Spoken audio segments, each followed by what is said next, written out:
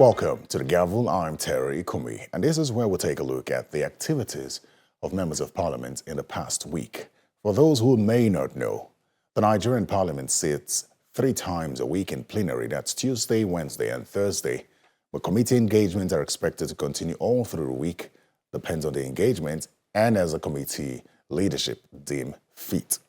Let's get into it now. Security topped conversations in the House of Representatives specifically this past week. So let's begin with the Green Chamber, where a lot happened in the Green Chamber, and also the slow pace of progress of House bills in the Senate was raised, prompting the House to adopt a resolution to step down the Senate bill, which was originally slated for second reading. Here's a look into the Green Chamber this past week. The House of Representatives on Tuesday drew attention to the impending security crisis in Niger State. This follows a motion of urgent national importance by Representative Shehu Saleh on the free movement of armed bandits in Magama Rijal Federal Constituency in Niger State. The House is urging the Chief of Defense Staff to urgently deploy the military to flush out the bandits. Further note that the bandits move from Bangi to Gulbimboka to Warali and then to Genu, all in Rijal local government area, where in the course of their movement, they rustled cows as they went along. Concerned that the same bandits were seen heavily armed and moving freely around the constituency with no resistance from any quarters. Worried that the people of the aforementioned areas fled to Rijau town, where they are taking refuge in the internally displaced person camp. Also worried that the people from neighboring Magamandaji, Zoma, Kadarko, and Maigaraya town, for fear of their lives, have also moved to Ibetu town in Magama local government area, where they are dwelling as internally displaced persons. Desirous of addressing the menace of bandits and restoring relative peace in the areas, resolved to urge NEMA to provide relief materials to affected victims in Rijau and Ibeto camps. Urge the Chief of Defense to deploy military personnel, both the land and air component of the armed forces, to flush out bandits from the area. Matter of urgent public importance. The Aboying Caucus of the House of Representatives on Wednesday called for urgent action through a motion on the murder of 13 indigents of Aboying State in Anambra State. Mr. Speaker, the House notes that just last Monday, the 30th day of June 2025, 13 Aboying State indigents were targeted and shot dead in cold blood in Ogboji community of Orumba South local government area of Anambra State. Further notes that these Aboying indigents were residing peacefully and carrying out their legitimate businesses in Anambra State.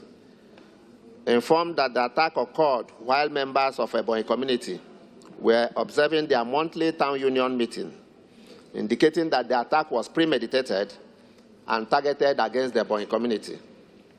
Aware that till this moment, no arrests have been made by the relevant security agencies. Disturbed that if the perpetrators of this heinous crime are not swiftly arrested and brought to justice, it could trigger further attacks against Aboying citizens resident in Anambra State and potentially lead to reprisal attacks and breakdown of law and order in Anambra and Aboying states, and even maybe beyond. The motion was adopted as the House called for prompt action to avoid an escalation or retaliation. In the meantime, the concerns of the House regarding the slow pace of progress of its bills in the Senate was once again reactivated.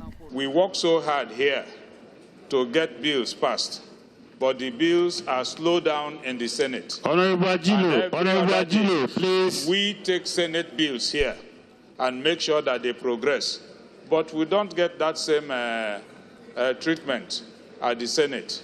The Speaker appeared dissatisfied with the situation, just as lawmakers insist on stepping down a Senate bill which was scheduled for second reading. From what the clerk told me, we have 146 bills that are with the Senate, and I, as a person, I have more than 10 bills. Some are there for more than 6 months. No attention. We don't know what is really happening. We don't know what is happening. We should even now step down all their bills pending a proper resolution. If a bills motion, and so also to work, if possible, with our standing orders, that we should be guided by a certain time and period that they must do the concurrence. If not, we assume that it has been accepted and passed. I still maintain the position that the Senate don't, in most cases, consider concurrence from the House of Representatives. I don't know where the problem lies, but my suggestion is the Rules and Business Committee of the House should liaise with the Rules and Business Committee of the Senate and sign a deal. They have done that severally in the past. Very good. So it's better we make it verbatim that if they don't do our own, in the next sitting we are not going to do their own. Let there be tit for tat. Yes, let there be tit for tat. Mr. Speaker, if I'm given the opportunity to review my position, you know that I would not want to support the second reading of the bill. I would therefore ask that we step it down and then have a meeting with the leadership of the Senate to resolve this issue. Thank you, sir. Meanwhile, 2 bills to amend the Nigeria Police and Nigeria Security and Civil Defense Corps Act to ensure at least 15% women representation in the recruitment of personnel have scaled second reading in the House. For the final plenary session of the week in the House of Representatives, 7 letters of defections were read by the Speaker. The chairman of the House Committee on Public Procurement, Oyim Idem, led 5 other members of the People's Democratic Party and a member of the Young Progressives Party from Akwa Ibom State as they defected to the majority of Progressives Congress. That the Supreme Court has a motion on the need to include representatives of local government areas and FCT area councils in the composition of the Federal Account Allocation Committee was received. Further observed that it is imperative to urgently harmonize the provision of the Section 5 of the Act with the Constitution and its current interpretation by the Supreme Court. Aware that representatives of the state had always represented local government council at FAC. However, in light of the current position of the Constitution as interpreted by the Supreme Court, it has become imperative that a representative of local government council per state and FCT area council be nominated to represent their interests at FAC. Resolved, urge the federal government to ensure one representative of each state, of each local government council per state and FCT council are included as a member of FAC. 2, communicate the resolution to the Honorable Minister of Finance and Coordinating Minister of the Economy as the Chairman of FAC for necessary action. Lastly, mandate the Committee on State and Local Government to ensure compliance. A debate ensued on the constitutional provision for local governments. That Section 5 of the Allocation of the Revenue Federation Account etc. Act 1981 prescribed the membership of the Federal Accounts Allocation Committee, FAC, to be only representatives of the federal government and state government, to the exclusion of the local government. You say exclusion, you say inclusion. Exclusion, meaning they are not there by law. And so you can't come by through motion to amend a law. The judgment, sorry sir, the judgment does not call about, it's not talking about allocation, it's talking about payments. Thank you, sir. It's not about membership. So, Mr. Speaker, respected colleagues, I'm a local person. I believe that everything should be done right. And I believe if the local governments are benefiting, Nigeria will be better. But in support of the motion, of this attempt, it should come with proper law, a bill, to cure the matter, to amend. So we all support. Yes, Honorable was saying something that can come through the bill can also, since we know motion is just purely advisory, it does not have the force of the law, but that does not mean you cannot kickstart a process of discussion. You understand? I personally think this is very important. When you first used the first statement of problematic, I thought what will concern us is how do you ensure membership of 774 local governments in fact?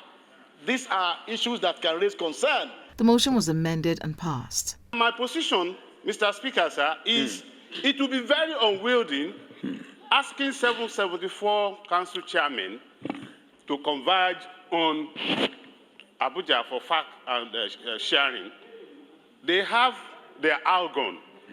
I would have preferred if this can be amended, which is the representatives of the chairman, to be part at the national level, which I think there are 3 or 4 thereabout, to be part of this. Whatever happens there, they will be able to. We will be protecting what we have been avoiding in this country if we allow this motion to pass. Because Supreme Court, they have spoken.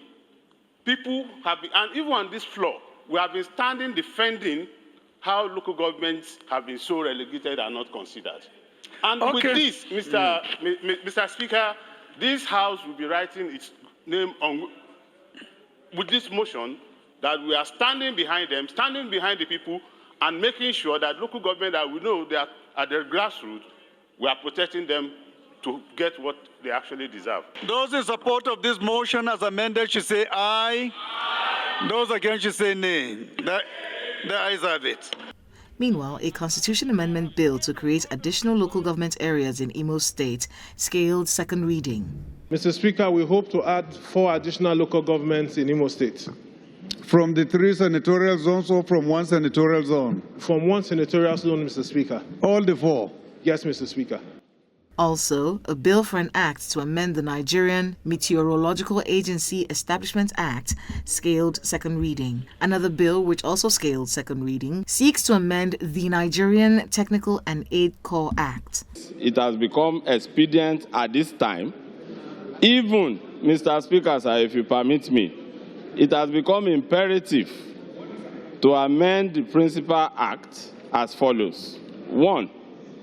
To substitute Section 2 for a new Section 2 to expand... 1 minute. Honorable Isiaka. To substitute Section 2 of the Principal Act for a new Section 2 to expand the objective of the Act to address emerging global issues. 2. To amend Section 3 by substituting a new subsection 2 to modify the membership of the board to allow for representation by all the 6 geopolitical zones. The House of Representatives Committee on Constitution Review has Wednesday unveiled a summarized compendium of 86 constitution review bills currently under consideration. The Deputy Speaker and Chairman of the committee, Benjamin Kalu, while speaking to journalists, explained that the review process has been broken down into 13 thematic areas. The purpose of the summarized compendium is to facilitate public engagement by allowing citizens to seek clarifications, critically examine the bills based on their subject matter, and contribute through constructive input. That is the second reason why we have summarized our work into this document. Number 3, as the purpose of this summarized compendium is to foster the exchange of ideas during the hearings, thereby providing members of the House with valuable insight into the expectations and concerns of their constituents and the wider public. This will help guide their legislative actions and inform their decisions when the bills are brought up for voting. So what it means is that this is going to guide all the report we are going to drive from the field will go alongside issues mentioned in this compendium, so that when we present them to the House based on the report of what we get from the field, at least all the representatives will have an idea of what the constituents want on each of the issues. They will be guided. We don't want to leave information here and there. We want it to be attached to each of the subject matter that we want to vote on when the time comes for voting. Let's turn to the Senate now and bring you an update on the zonal hearings of the Senate Committee on Constitution Amendment. We'll also take a look at the second reading of the bill to establish a Bitumen Development Commission, as well as the debate on the floor of the Senate with regard to contracting patterns in the country. In the Senate, The urgent need to change the pattern of contracting in the country was heavily debated following a motion sponsored by Senator Suleiman Sadiq from Kwara State. Despite existing local content policies and initiatives, including the Renew Hope Infrastructure Development Fund by the current administration, numerous small-scale federal government contracts, particularly below 50 million naira, are often executed by larger non-indigenous firms. I think these kind of motions are important, especially for the Bureau for Public Procurement to look at how they can set up this tier 1, tier 2, and possibly tier 3, so that there will be economic inclusivity. We are talking of financial power to the people. How do our people get that financial stability when we create blockage in the regulations or the kind of guidelines we set? As good as this motion is, I'm afraid we cannot do anything without amending the Public Procurement Act. Unless we do so, it will be difficult for BPP to do anything because they are simply complying with whatever is contained in the Public Procurement Act. This motion is apt, but that's why I've been raising my hand since. The Public Procurement Act cannot solve, changing it alone, amending it alone cannot solve the problem. It cannot solve the problem. The position canvassed by Senator Olamileko is the right way to go. The President of the Senate threw his weight behind the overwhelming stance of lawmakers advocating for a reform. I believe this will cure all the defects that we have found in the contracting system and the shortchanging of local contractors and even the unnecessary conditionalities of experience when you have never been given an opportunity. And also the idea of shutting out newly registered companies from participating even when the profile of the board members or the ownership, clearly show capacity to perform.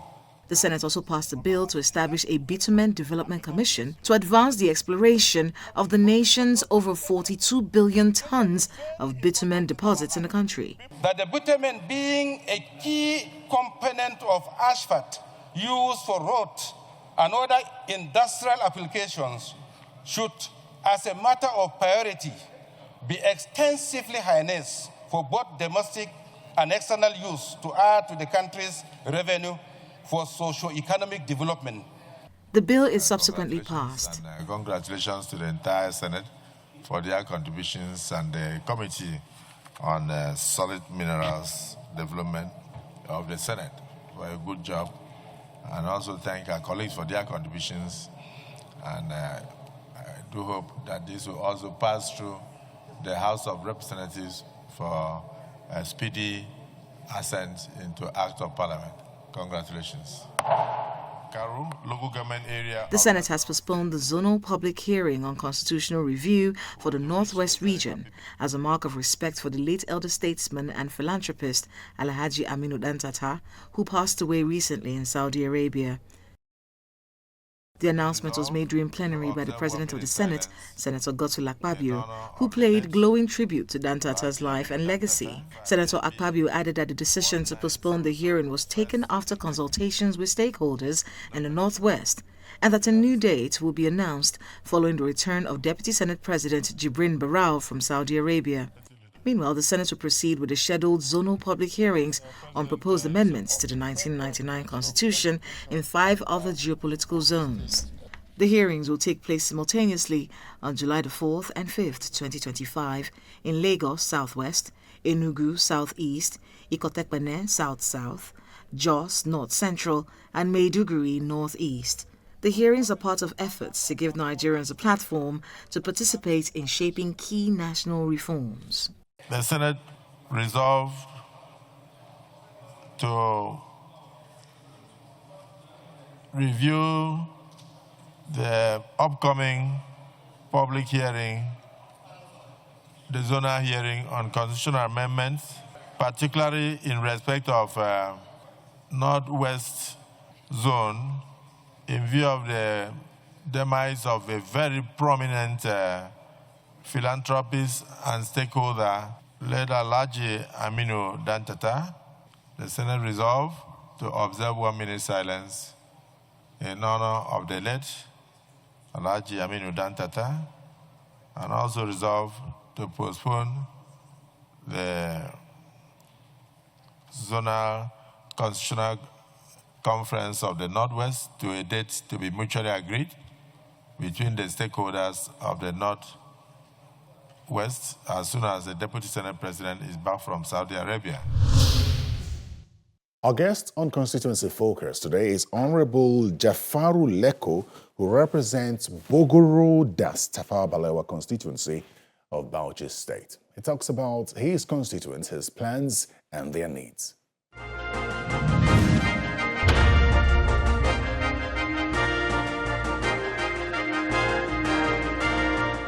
My constituency is largely a rural area, and I know there are a lot of issues of infrastructures. Though my predecessor, Right Honorable Yakubu Dogara, did excellently well, I could say now I'm entering a very big shoe, but by the grace of God, we are going to do well, because when we are seeking for support of the people, we went around the constituency. There are actually issues that has to do with infrastructure. There are a lot of farmers, and we also have issues of shortage of water. So by the grace of God, this December is going to be the first time I'm going to input my budget in the national budget. We see and try everything possible to ensure that we touch all these areas of infrastructure, especially the issues of water, the issues of even if not the full tight road, a feeder road, because a lot of our people are farmers, so that they can easily move out their, farm produce to where they can sell and make something for a living. So by the grace of God, issues of area of water, healthcare and agriculture, I will do everything possible, even though I know what I have in the budget is very meager compared to my predecessor, who was the Speaker of this House. So, but even at that, I'm not leaving anything, I'm doing everything possible to ensure that I have done something reasonable that my people will appreciate, because that is what we promise our people. And even before coming in, while I was in service, I'm doing a lot. So I know most of their problem, but what is there is that I cannot do what is not in the budget. But I'll do everything possible to ensure that something good goes down to my people. You know, there is a tradition or a law that each state has a particular budgetary allocation, and which is shared among the members of House of Representatives. In my own situation, unfortunately, in Bauchi State, we are 12. And what was given, when you divide it into 12, it will not go anywhere compared to when we have somebody who is a speaker representing that place. So that is why I'm looking at it as meager compared to what he, has. But, certainly we have to go out of our way to see how we can bring in something. Politics is all about lobby, all about relationship. And there are other, foreign aid that we could also use to see how they could assist us. Because in Bauchi State, I have the biggest federal constituency. It's only my constituency that has 3 local governments. And all the 3 local governments are very huge. So, but by the grace of God, we will see what we can do. We are lobbying. We are also using our friends. To me, what my people need most is water. Because I know there are a lot of issues of water, and in almost all the places we went, people, brought up the issue of water. So I want to work seriously on water, on healthcare, and on agriculture, because most of my people are farmers. My constituency is an agrarian area. So I want to work hard. I want to put concentration of this water, healthcare, and agriculture. I think doing that will now reduce the pressure on them. And again, I know there is also issue of insecurity, which I believe has to do with poverty and what have you. I'm also doing, trying to do much on that because I met the IG on that issue. I met the Commissioner of Police. I even was with the Director SSS. So, and I written to all of them because there is unfolding issues of insecurity, especially in Das and Lere axis of Tafa Balewa, which is really, really disturbing me. I'm doing serious effort. I even met with the senator. The senator from my zone is in charge of national security and intelligence. Couple of times we met with him, and we are doing a lot on the ground.